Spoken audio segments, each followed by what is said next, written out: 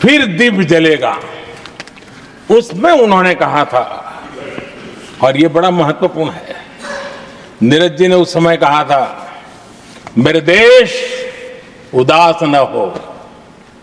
नीरज जी ने अपनी कविता में कहा था, मेरे देश उदास न हो, फिर दीप जलेगा, तिमिर ढलेगा।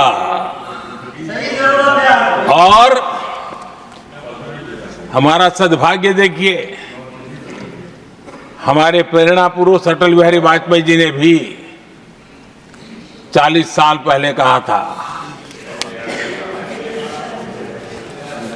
सूरज निकलेगा, अंधेरा छटेगा, कमल खिलेगा।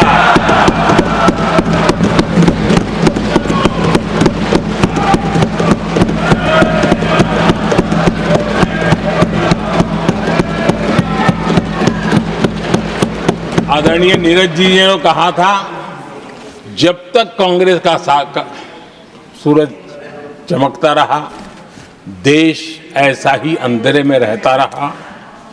कई दशक तक ऐसे ही हाल बने रहे। आदरणीय सभापति जी,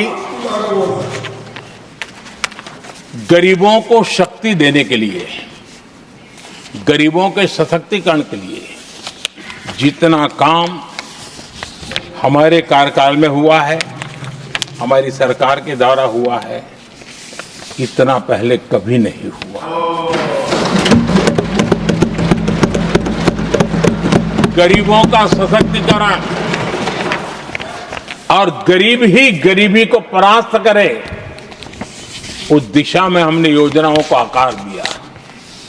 और मुझे मेरे देश के गरीबों पर भरोसा है, उनके सामर्थ्य में भरोसा है। अगर अवसर मिल जाए ना, तो वो हर चुनौतियों को पार कर सकता है।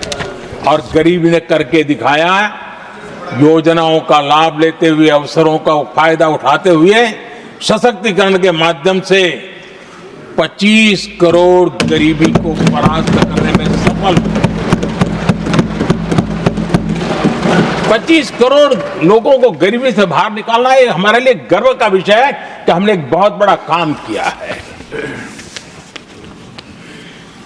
जो लोग गरीबी से निकले हैं, कठोर परिश्रम करके निकले हैं, सरकारी पर भरोसा करते हुए, योजनाओं को आधार बना करके, और आज गरीबी से निकलकर वो एक न्यू मिडिल क्लास हमारे देश में अर्जित हुआ है।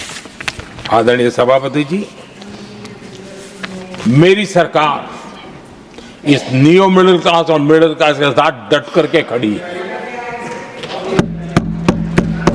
और बहुत कमिटमेंट के साथ हम खड़े हैं। हमारे न्यू मिडिल क्लास और मिडिल क्लास की आकांक्षाएं आज देश के लिए गति देने वाली शक्ति है। हमारे देश की एक नई ऊर्जा है, देश की प्रगति का सबसे बड़ा आधार है। हम मिडिल क्लास के, नियर मिडिल क्लास के सामर्थ्य को बढ़ाना चाहते हैं। हमने मिडिल क्लास के लिए एक बहुत बड़े हिस्से को टैक्स में इस बजट में जीरो कर दिया है।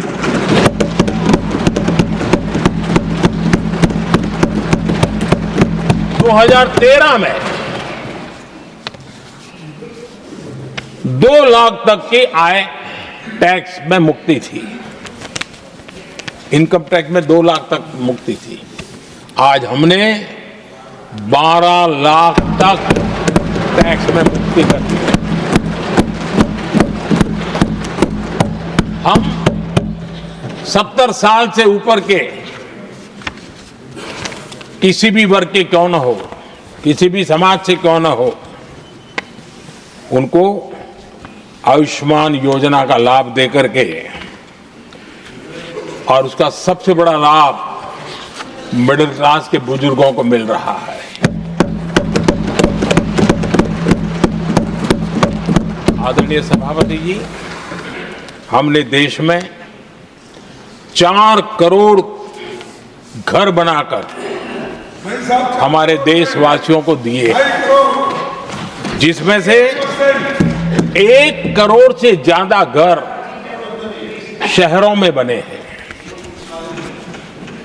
हमने घर खरीदने वालों के साथ बहुत बड़ा फ्रॉड हुआ करता था, उनको सुरक्षा देना बहुत जरूरी था, और इसी सदन में हमने रेरा का कानून बनाया है, जो आज मध्यम वर्ग के घर के सपने के खिलाफ जो रुकावटें थी उसको दूर करने एक महत्वपूर्ण हथियार बना है।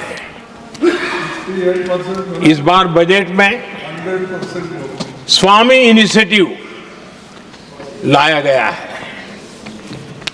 जो हाउसिंग प्रोजेक्ट अटके हुए हैं, जिसमें मध्यम वर्ग के पैसे रुके हुए हैं और उनकी सुविधाएं अटकी हुई हैं। उनके उस काम के लिए 15,000 करोड़ रुपया इस बजट में हमने आवंटित किया है, ताकि मध्यम वर्ग के उन सपनों को पूरा कर सकें।